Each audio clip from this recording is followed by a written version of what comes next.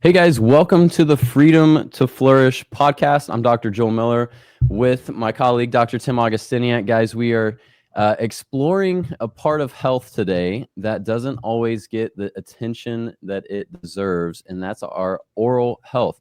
We're joined by Dr. Mirkel, Dr. Minaxi Mirkel, a biological and holistic dentist here in the Flower Mound area, just up the street from me here in Texas. She takes a whole body approach to dental care. And for one, a lot of people, a lot of patients even that come into my office here don't even know what a biological dentist is. They haven't even heard about it. So on one hand, for the people that do know about it, we're so excited to jump in and discuss all things oral health and so forth. But then for other people, this is more of a exposure type episode where you're going to be exposed to a lot of different things. So we're really excited. Dr. Mirkel, as you'll see, is really going to discuss a lot of different things from overall the big picture of oral health and how that ties into and impacts the rest of our health, starting from development as babies, talking about nutrient deficiencies and so forth.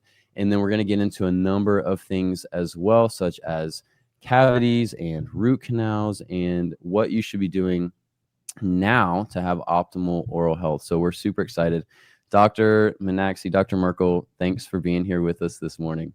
Hi, good morning, everyone. Thank you so much, Dr. Joel and Dr. Tim, for having me. And I'm happy to answer any questions. I love it. Love it. So let's kind of start from the top, just what we were talking about before we hit recording here. So, we want to talk about a lot of the common questions that people have. Mhm. It's like, hey, what are actually cavities? What causes them? Can you reverse them? Talk about root canals. Do you actually need a root canal? What's happening there? And so forth. But to start, you were mentioning, hey, a lot of this goes back to our development. It goes back to the size of our jaws as babies and how that impacts breathing. Let's kind Mhm. of start there because I know that a lot of people have not even heard about this, and if people have heard about it, I don't know how well they understand it. So let's kind of jump in there. Mhm. What do you see as kind of an overwhelming issue with people's oral health today and Yes. in their development? So the number one overwhelming thing that I see, it's a trend and it's just getting kind of bigger and bigger, is our jaws are not developing to our full genetic potential. So what that means is it's like an epidemic. If you see, our ancestors had really well developed jaws. They had full space for all teeth, including wisdom teeth. Our ancestors didn't have to go to dentists to have their wisdom teeth taken out. But in my generation, almost everybody had to get their wisdom teeth taken out. What I'm now seeing is a lot of kids, they don't have any spaces in their baby teeth. So baby teeth are supposed to have 3 gap between the teeth. I no longer see that. Really early childhood, from zero, like the first month of life till the first 3 years, moms are having difficulty breastfeeding, a lot of you know lot of colicky issues if they're trying to breastfeed. So all of that is going back to tongue ties. It's going to how our jaws are developing. Both of those are deeply connected.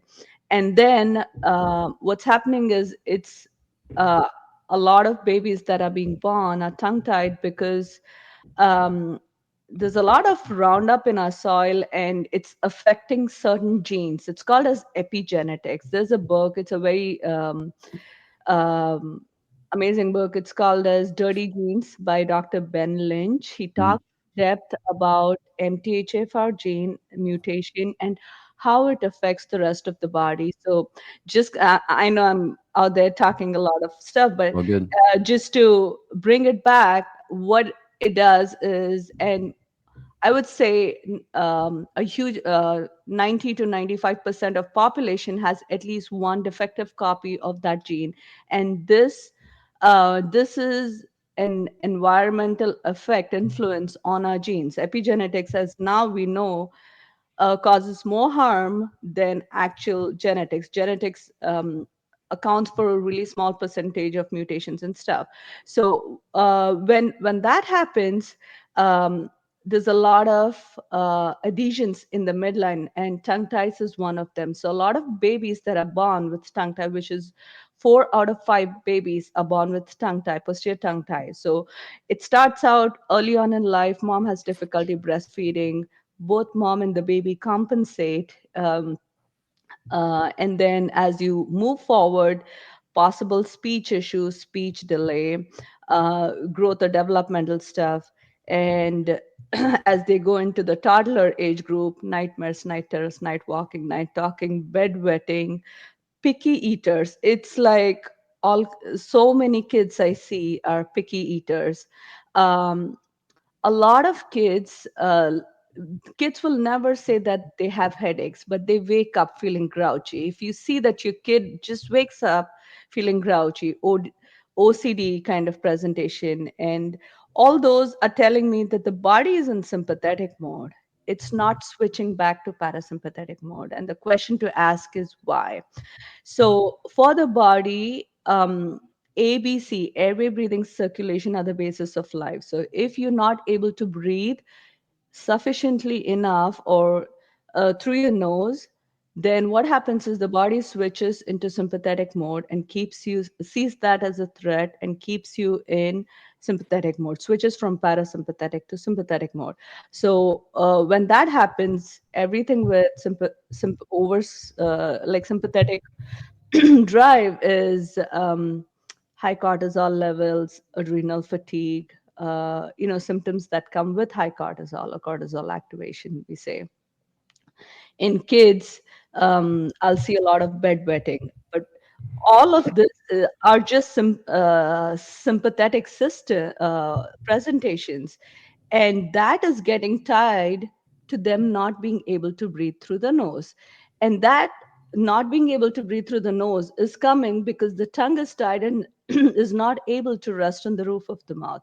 So if the Mm. tongue cannot adequately rest on the roof of the mouth, our upper jaw does not grow to our full genetic potential. So if the tongue is properly seated on the roof of the mouth, the upper jaw grows forward and side to side. The first 5 years of our life, where most of the craniofacial development happens. So if your tongue does not rest enough and does not support the nasal passage, then your ability to breathe through your nose gets compromised. So if you're not breathing enough through your nose, if your tongue is not resting enough at the roof of the mouth, your jaws are getting smaller because the jaw literally expand if the tongue seats on the roof of the mouth. So that's why in my practice I always say the tongue is the driver in the face. If your Mm. tongue does not rest enough, also studies have shown that there are actually parasympathetic receptors on the roof of our mouth. So when we Mm. rest our tongue on the roof of the mouth, it automatically switches off the sympathetic and turns you to parasympathetic, making you breathe through your nose. The moment you breathe through your nose, there's vasodilation, nitric oxide. We all know about nitric oxide and Yep. what it does to the body. So that's like I'm seeing this. Like we are at a point where we'll have kids in our practice who come in and we want to take x-rays, and my assistants have a hard time taking x-rays. We have the smallest sensor, but just because the jaws are so small, it's really hard for us to work. And when their jaws are small and the tongue does not have full range of motion, usually those kids, um, they have more anxiety and just a sense of overwhelm, just because it's really hard for them to breathe through the mouth. uh, Yep. nose. And when they breathe through the mouth, that causes a lot of cavities too, because the mouth is meant to be moist. Mm. We start breathing through our mouth and we dry the surface of the teeth, a lot of plaque starts building up on the teeth. So even though we are doing great supplements, we are cutting on sugar, we are eating clean, which are the most common causes that we know for cavity, there's another factor which is mouth breathing. So if you're breathing through your mouth and you're using your mouth as an organ of respiration instead of communication and chewing, um, it'll also increase your risk for cavity. So it ties in there as well. So um, I see that if they're like some of the things that people can watch for if you have kids is one is bedwetting. If your child is keeping the mouth open during the day, even subtle, just a little mouth opening, they will choose to breathe through the mouth instead of nose. That's something to watch for. If you're watching your kid when they go to sleep and they have their neck kind of arched and mouth is open, and they you can hear them breathing, noisy breathing, like really not loud or loud enough so that you can hear, that's another sign for you to watch out.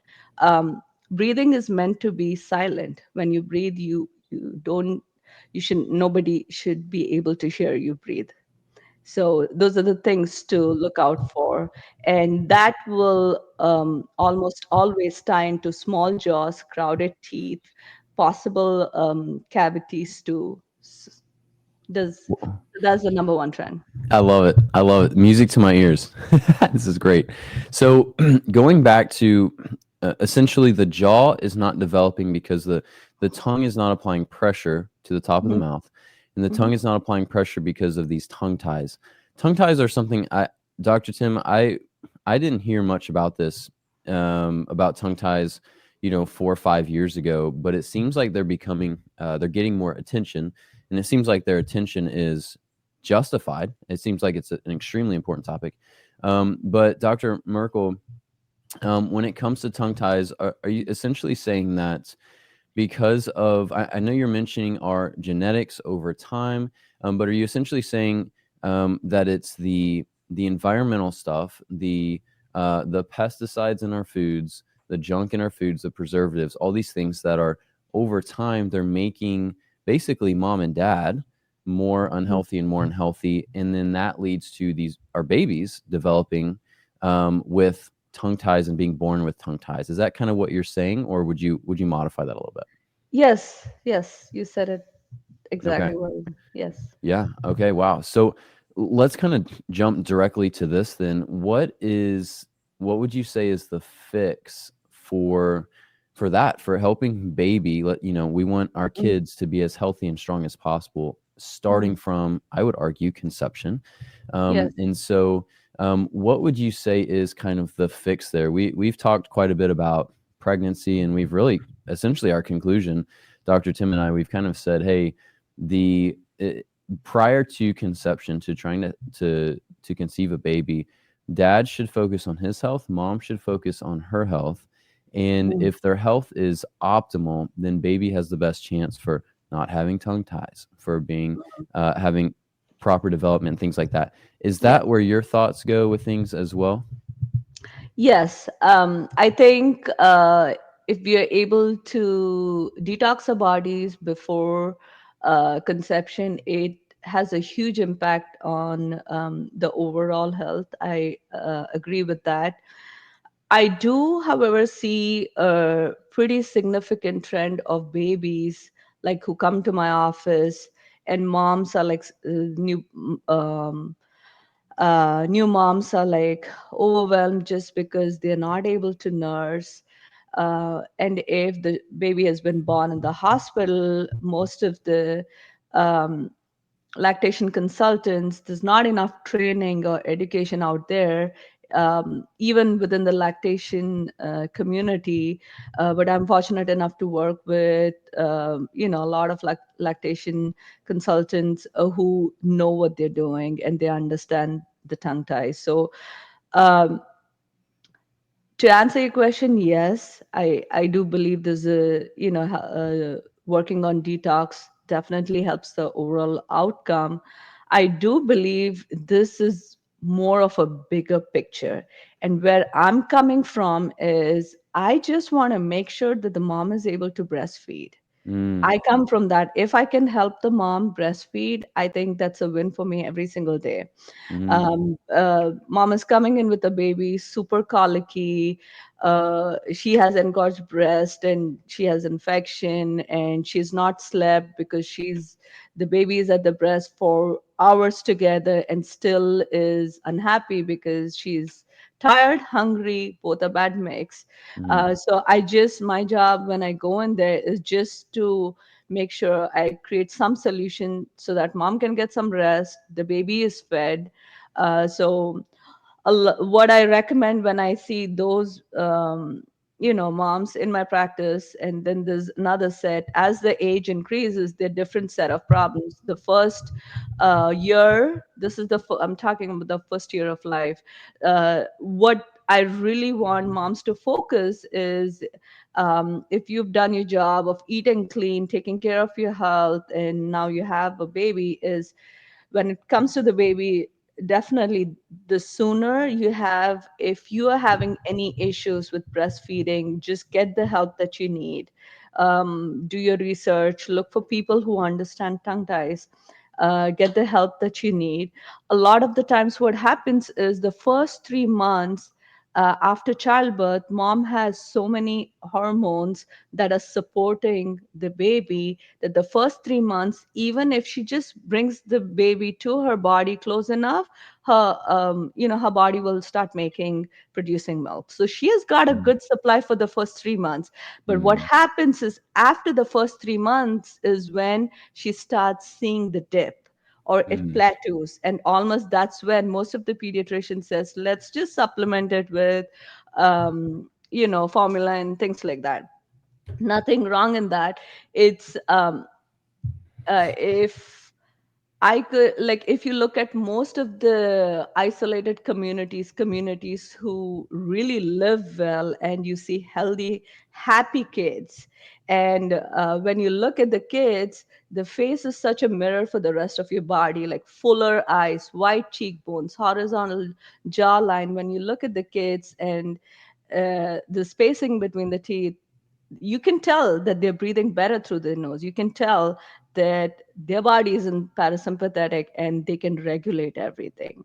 So that's the goal. So what I would tell moms would be, just make sure you have a really good body worker chiropractor in your team, because so many times when baby is born, and when I look, they're like so tight, I can barely get my fingers in their mouth, and they go get few sessions of body work done, and it's like they are so, like, they look so much better. So that's the number one thing I tell all moms. I will never do a release on a baby unless they've had some body work with a chiropractor, or craniosacral therapist. So body work is very important for this, because it's fascia, everything is attached, it's like body's blanket. I always tell them to have that on their team, someone, a really good lactation consultant in the team. And then if there is a if she's having trouble breastfeeding, it could be really minor one, just have it checked. That's where I would start. yeah, that sounds great. That sounds great. Dr. Tim, any thoughts? Otherwise, I'm curious to get into some of these other questions that we have here for Dr. Mirkel. Honestly, I think this has been great so far. Lots of really good stuff. To kind of get back to, I guess, the small jaw development and issues in that line. I have some patients who they are speech pathologists, and they do a lot of OT to help kids Mm. how to speak properly and get over tongue tie issues and all this stuff. So a question that I have for you is, along with small jaws, tongue tie, and all of these issues that kids are having more and more these days, do you tend to see an increase in need for orthodontic work, increase for underbites or overbites? I guess, what does that look like? Because honestly, that issue personally hits really close to home. I had orthodontic work for 9 years, something like that when I was a kid. I had an expander, I had braces, 2 rounds, I had a face mask, I had all the stuff to hold my jaw back to help an underbite. And when I was a kid, I mean, if you guys are watching the video from home, I mean, my head would sit back like this and my jaw would sit so far forward. And yes, my dad had that problem, or has that problem as well. And his teeth aren't exactly awesome. They're healthy. They're just not aligned all that well. But it's clearly a genetic problem. But do you see that those issues are compounding generation after generation. And I guess what's your take on all that stuff? Orthodontic work and our underbites, overbites, all those things getting worse. I guess what kind of stuff can you enlighten us with on that?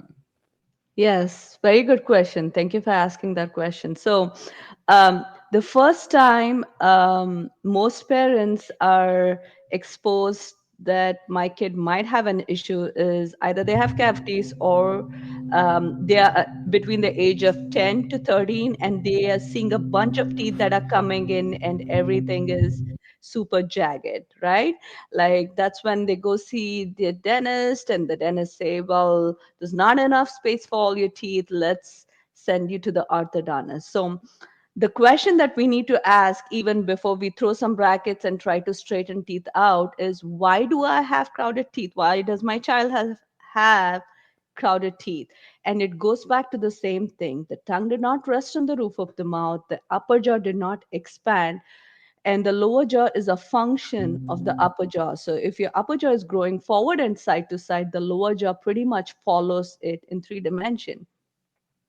So if your jaws are not developing, there's not enough space. So if there's not enough space, then that's when you'll start seeing teeth being crowded. And things are changing now. I have a lot of colleagues, orthodontists that I work with. They're amazing, and they even ADA now has started the whole airway. They're creating more courses for dentists to be educated in this. So really thankful for that.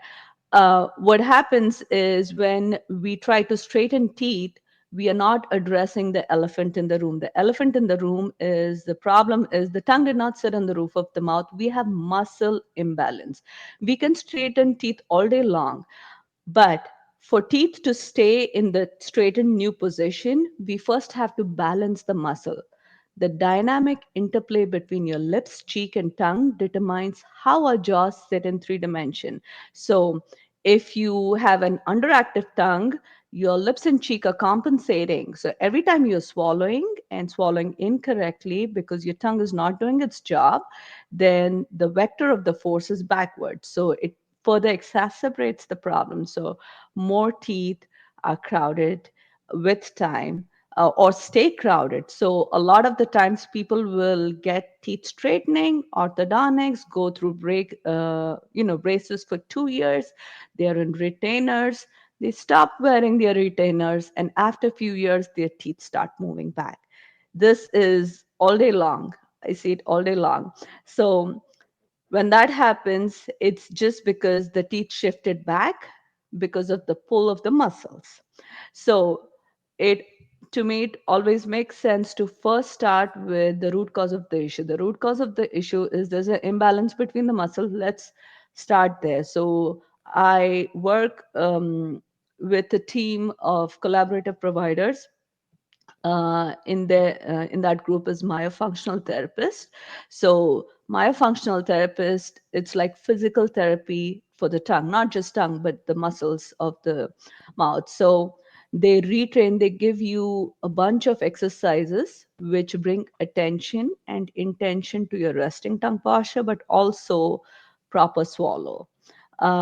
So once that part of the problem is done, and the sooner we do that, you can see amazing results. I did a course, and this is early intervention, like up to 4 years. So in that age group, if they just learn how to swallow correctly and rest their tongue on the roof of the mouth, they've gone from a really narrow jaw to developing spaces.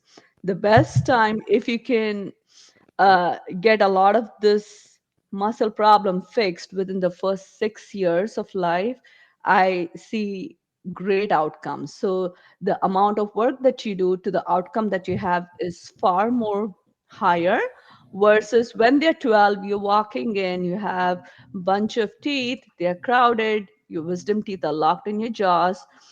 The options that you're given is to straighten teeth, but also one of the options that ends up happening is recommendation is to take out your premolar teeth. So four premolar teeth, which are these are adult teeth. They are pulled out, and basically we are trying to create some space. So we just pull out four teeth and push everything further back. So those people who've had four premolar teeth pulled out, they I see them all day long. They suffer so much because now their neck is compensating by coming forward. Their jaw Wow. is really small.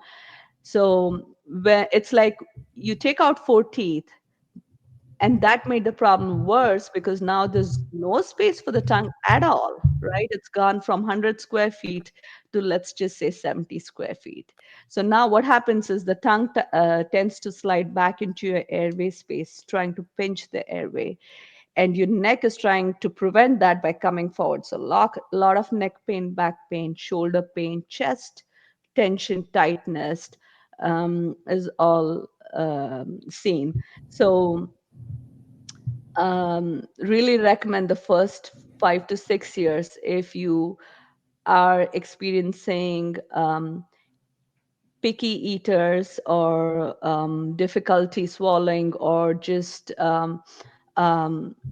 difficulty breathing through the nose, ADD, ADHD kind of symptoms, bedwetting, just grouchy in the morning, um, difficulty focusing. If you're seeing those things, just have the mouth evaluated. That's one of the things. There's a huge list of how this presents early on in life. It's called as sleep disordered breathing. I have the full list on my website.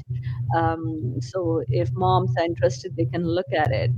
So what the way I look at orthodontics is there is a role for orthodontics. I see teeth more or less like furniture in the room. Okay, so when you have a set room and you have some furniture, you can only rearrange furniture to certain extent depending upon the specs or dimension of the room. But if you want to move a lot of furniture within that room, you'd have to break the walls down. You'd have to create some more space so you can rearrange the furniture. That's exactly the problem we have. We have narrow jaws and we're trying to straighten teeth, and that's why they are in orthodontics for 2 years, 3 years, and they do see some tooth movements, but it's not as effective over expanding the jaw, trying to create more space, but not just creating space, but really working on the root cause. Let's see why the tongue is not resting on the roof of the mouth. Let's support nasal breathing.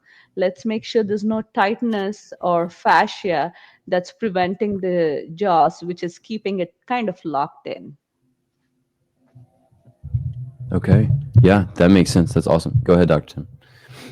Yeah, that was great. That was awesome.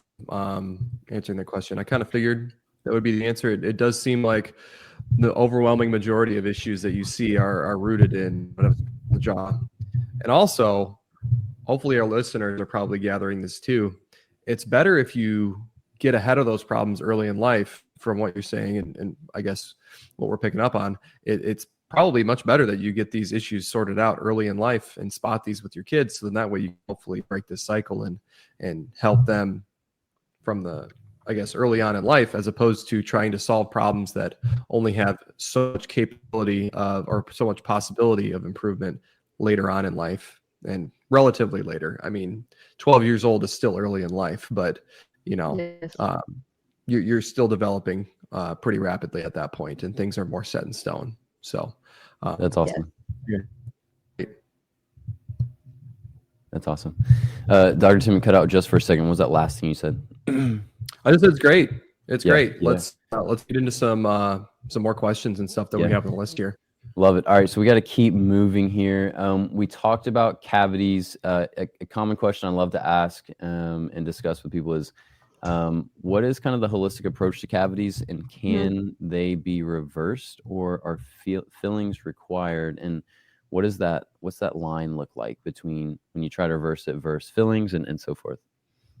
So the way I look at it is cavities can be reversed if they have not pierced through the dentin, because the tooth has enamel, dentin, and the central part is called the pulp, which houses your blood supply, nerve supply, lymphatic drainage, which makes the tooth alive like an organ, just like your kidney, liver, and other organs. So if you have a cavity that's just still on the surface and does not pierce through dentin, then those cavities can easily be reversed. But if you have something that is within the dentin, dentin is like a sponge, and that too a wet sponge. So if you add a drop of a ink or something, it's gonna spread, gonna be hard for us to reverse that. So some of the things that I really emphasize in my practice is to try and understand why do we have cavities. So vitamin D, magnesium, and vitamin C are building blocks for your teeth, bone, hair, and nail. So I highly recommend to make sure that you have enough of those. I always see the trends in cavities is I tend to see moms who have done an amazing job at keeping their, oral health great. And then suddenly they have 4 kids and they have like 12 or 13 cavities. So what happened is the body just started pulling all the nutrients, calcium and other stuff from the teeth to give it to the baby or just to keep her levels up. So supplementing during those time are very important. Our food is very nutrient deficient just because of the nature of how things are in today's time. So like in the past, if our ancestors ate 1 apple, they got most of their nutrients. Now we have to take 5 apples, 5 supplements. So I'm just saying as an example, it's very important to make sure we're taking enough vitamin D, magnesium, and C. Other thing I always recommend is iodine. Make sure to um, have iodine in your diet. Add it to your water, add it on your toothbrush. That also helps to keep maintain the health of your teeth. Oil pulling is another thing I recommend. So start with 1 spoon of oil, swish really well, and then spit out in a trash can. What that does is it naturally alkalizes your mouth. It reduces your risk for cavities. It's got so many benefits, but done consistently, done every day, it's your number one way to keep your risk for cavities to low. I've taken people who have had really high risk for cavities, make sure to talk to them about, hey, let's just make sure sugar and processed food, if we are able to cut on that. And then other things that we add is make sure enough vitamin D, magnesium, C, there's enough iodine, and then let's add in oil pulling. Just doing that has gone from having cavities, they come every 6 months and we don't see any new cavities. Oil pulling is really reduces your risk for cavities if you can do it. I tell most people to do it when you're in the shower. Nobody has 15 minutes to oil pull. How are we going to sing? How are we going to sing? Oh, point noted. Did you say, Dr. Mirkel, did you say coconut oil or olive oil or both? So any oil, as long as it's clean. Coconut, sesame is really good too, but you could use olive. Olive really has a strong taste, but coconut is light and sweet, so it's much easier to use coconut. I tell moms or even dads, like if you have kids, the best time to introduce oil pulling is when they are 4 or above. So the way to teach kids is you start with a spoon of oil and you do it. They are curious, they're going to ask you and they want to do it too. Easiest way. So if you can encourage early on in life, that's this. The other thing I always teach my clients is tongue scraping. So use a metal tongue scraper, don't use a toothbrush. So when you use a metal tongue scraper and you scrape your tongue, you'll see it drastically improves your gut health. So we clean our teeth, we clean our gums, but if we don't clean our tongue, all the stuff that's on our tongue gets mixed with our food and enters our gut. So we want to make sure. And once you see what comes off with tongue scraping, you'll never not tongue scrape. Indeed, indeed. Dr. Merkel, what are your thoughts on root canals? The classic, conclusion with, holistic health and so forth is we want to avoid root canals. What's actually happening with when root canals are recommended, and Do you know, is there a reason why they're so often recommended? Is it justified, or can we avoid a lot of these?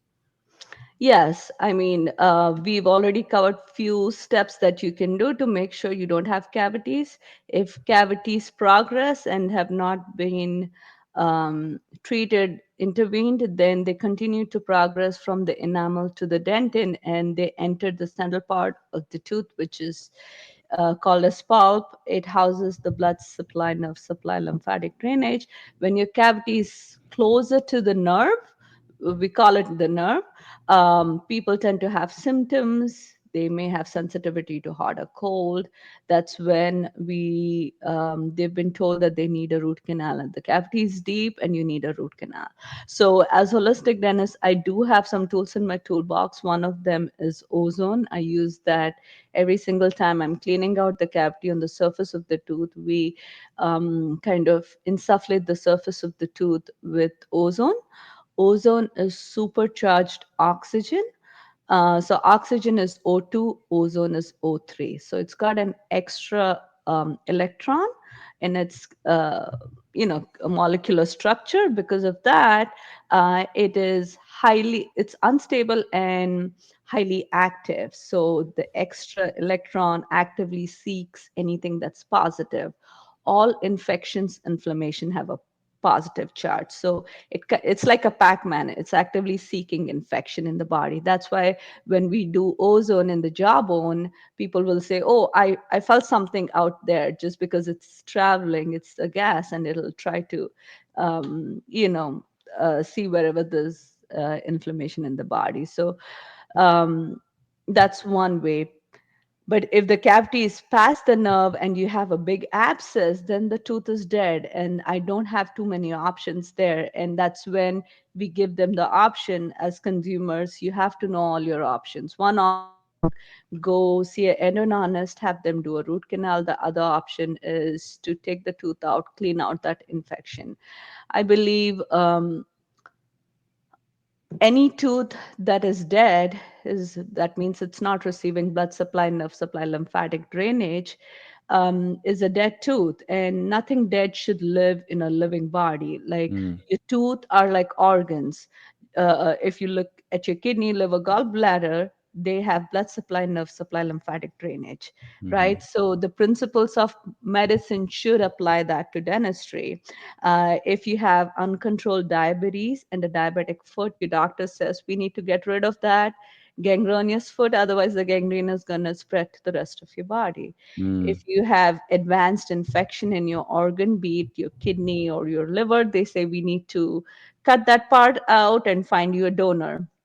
Right. mm, Unfortunately, we don't do that in dentistry. We do root canals, and when root canals are done, it's a flawed philosophy because all the infection is not completely cleaned out on the microscopic level. It is cleaned out enough, but not completely cleaned out. Even if it were to have cleaned out, now you have something that is dead, which is the breeding ground for anaerobic bacteria, because it's no longer receiving blood supply, nerve supply, lymphatic drainage. So no cleaning crew is coming and cleaning the tooth, which mhm, is your lymph, right?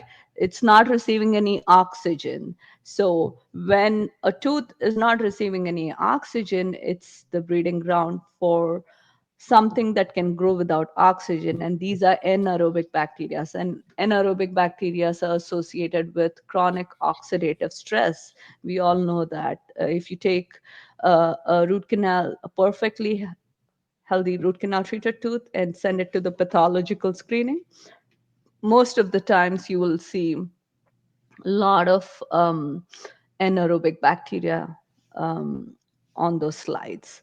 So in my own practice, if there's an infection and someone chooses to take the tooth out instead of seeing an endodontist and getting a root canal, what I've noticed is their health improves drastically. I've mm, had a patient, and she had like 5 root canal treated teeth, and all of them were infected. So she had the choice to go back to the endodontist, have them redo it, or take it out and replace them with ceramic implants. If not ceramic implants, just take it out of the body, Yeah. right? Those are the options. So once she did that, her CRP score, which is a direct indication of her heart health, went from 5 to 2, just with that one change. Wow. So your CRP score is something that your cardiologist closely watches. If she already had one stroke, so just to reduce your risk for a second event, they always watch those scores.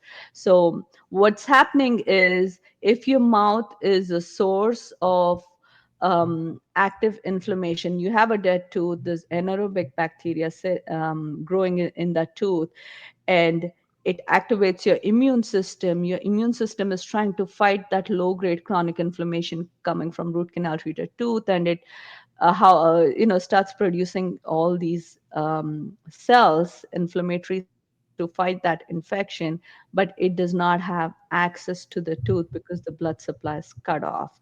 And now you have the storm of T cells, which are fighter cells in the body produced by our immune system to fight infection. You have a storm of T cells in the body, and they cause collateral damage in the form of autoimmune disease. So a lot of the time, there's direct correlation with patients having several root canals and autoimmune disease. So we always try to understand. Most of the times when they say someone has autoimmune disease and they say, well, the cause is unknown, there is always a cause. Like, something is not working, so we Yep. just have to be curious and be willing, open to learn, and try different things to try to get an answer. Yeah. That's awesome. So good. So good. Um, and so essentially what we're saying with the root canal piece is once that, once the, let me go back actually a second. With cavities, the Mhm. classic understanding with cavities is that there's this kind of bacterial decay. Is that how you would also describe cavities? I just wanted to touch on that Yes. briefly. Okay. Yes. And so once that reaches into kind of the center of the tooth, near the blood supply, nerve supply, and so forth, and it starts impacting that, essentially you're saying most doctors will say, okay, let's just clean it out, take the nerve out, and so forth, and that's the root canal. And what you're Mhm. saying is, well, if we do that, but we leave the tooth, that can create a scenario or an environment where the body just becomes depleted because it's trying to heal this area that is nearly impossible, and really the tooth needs to be taken out as well. Yes, it's a flawed philosophy. Yeah. Yeah. No, that makes sense. And I'm surprised I haven't heard more about this, but it does make sense with things, because root canals in general are not it's not really a holistic process to just like take out the root and then leave the tooth. It'd make more sense to, hey, let's take out this whole thing and kind of replace it. But very interesting things. And then I know we've talked about a little bit in office about the different relationships with organs and teeth. Have you seen that? Like, have you seen any kind of component of, okay, you have a root canal, but you leave the tooth? What does that do to the organ related, to the organ that's related? Or do you see that if you take out the root and the tooth, then the organ is fine? What do you see anything with that, or have any comments on that? Yes, so everything in the body is connected. We have several, and that's the basis of acupuncture. Like, teeth are connected to different organs.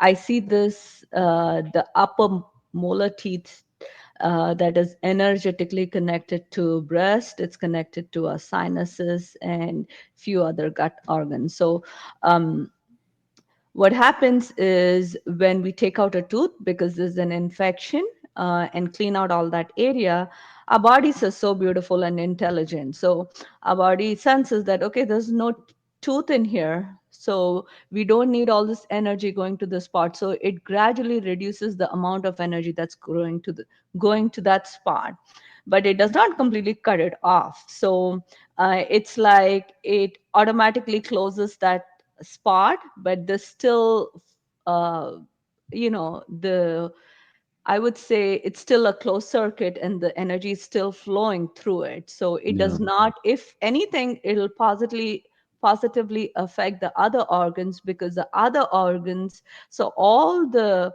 inflammatory stuff that was coming from a dead, decaying, infected tooth travels down that energetic path to these other organs.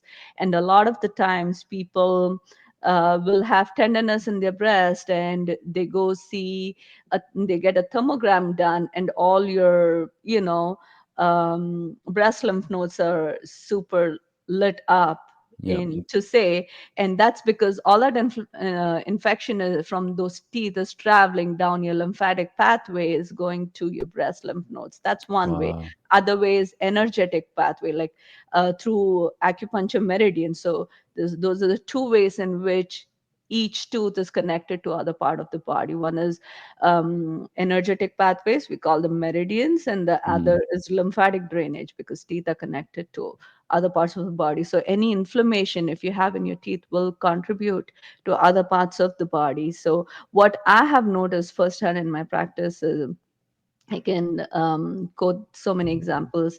This kid, like great kid, she had an infected upper tooth every single morning for they waited long enough, 7 to 8 months. She would wake up with a headache. She was an athlete and really good at sports, and it really hampered her life. We went in, took the tooth out, cleaned out all the infection. Not one day after that she had any headache, completely gone. Wow. um, uh, in that other woman, we took out her 5 root canal treated teeth, and her CRP score went down.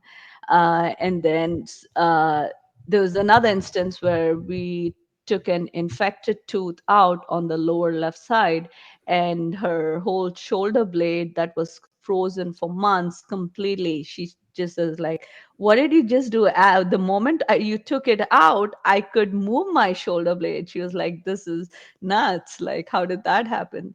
We see this all the time. Hmm. It's That's incredible. awesome. That's awesome. We have talked a little bit. I've shared a little bit, Dr. Merkel, about just my experience working with patients using the muscle testing and the systems Yes. healthcare technique to kind of find the different connections between the body. And so all the things that you're talking about, we see these things all the time. Dr. Tim and I. Dr. Tim does also the same technique and approach with things, and we see these things. And so it's so cool to see it from the like a different angle or different perspective on things, Yes. and just be able to talk about that. So that has been so wonderful. All right, due to our time, we need to wrap up today. Dr. Merkel, we would love to have you on again at some point in the future for like a part 2, because I feel like there's so much more that also we can talk about. So thank you so much for joining us. For Dr. Tim and myself, we'll kind of share a little bit about ourselves as far as our just kind of our contact info, and then Dr. Merkel, we want to hear about yourself. I'm Dr. Joel. You can find me online at drjoelmiller.com. You can find me on Instagram. The practice is Freedom Health and Wellness here in Flower Mound, Texas. As we always say, if you guys have questions, please reach out to us. We would love to help in any way that we can. Dr. Tim, let us know where they can find you, and then we'll go on here to Dr. Mirkel. Absolutely. My name is Dr. Tim Augustiniak down here in Ville, Arkansas at Flourish Functional Wellness Center. If you want to find me online, my website is draugustiniak.com. That's draugustiniak.com. If you want to let us know what you think for future episodes, if you have any questions, comments, concerns, anything like that, all of my contact info is on the homepage, as well as links to all the socials. So please reach out. Dr. Mirkel, let everybody know how they can find you and all that stuff. Yes. So the name of my practice is Prime Integrative Dentistry. We are located in Flower Mound, Texas. I think my Instagram is Prime Integrative Dentistry. I need to check. I think that's what it is called, Prime Integrative Dentistry. And my office number is 972-885-9191. Yeah. Awesome.